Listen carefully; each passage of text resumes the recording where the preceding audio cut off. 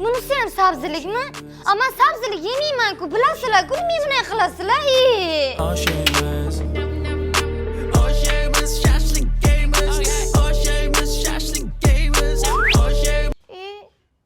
Hech kim meni tushunmaydi.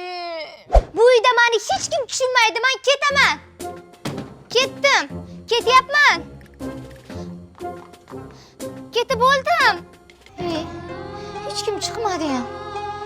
Yana tushunishmadi. Pulim ham yo'q, chiqyapman. Qayerga boraman endi?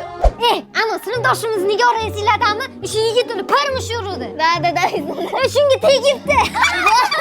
Tasavvur qilinglar, qanaqa yaxshi. Men ham yaqinda boks ko'rdim-da.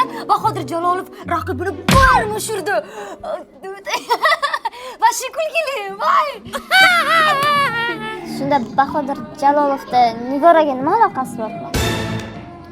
Hazilimni ham tushunmayapti-da hech kim. Hech kim meni tushunmaydi. Men ketdim.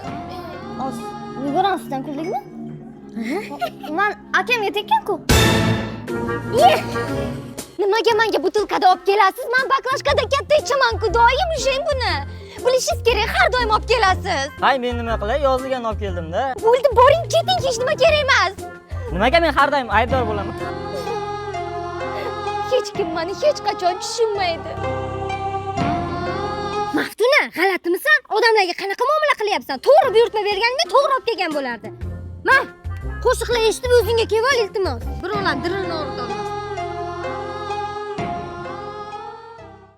Hech kim tushunmaydi, bizni tushunmaydi. Axir sevamiz bir-birimizni, dilbarlarcha ikkimizni. Vau, nihoyat meni tushunadigan kimnidir topdim. Yandex Musicda meni to'lqinim bor. U meni kayfiyatimga, holatimga, hatto nima bilan bandligimga qarab musiqa tanlaydi. Go'yo fikrlarimni o'qiydi. Nihoyat kimdir nima kerakligini his qiladi. Meni Yandex Music tushunadi. Hech kim tushunmaydi, hech kim tushunmaydi.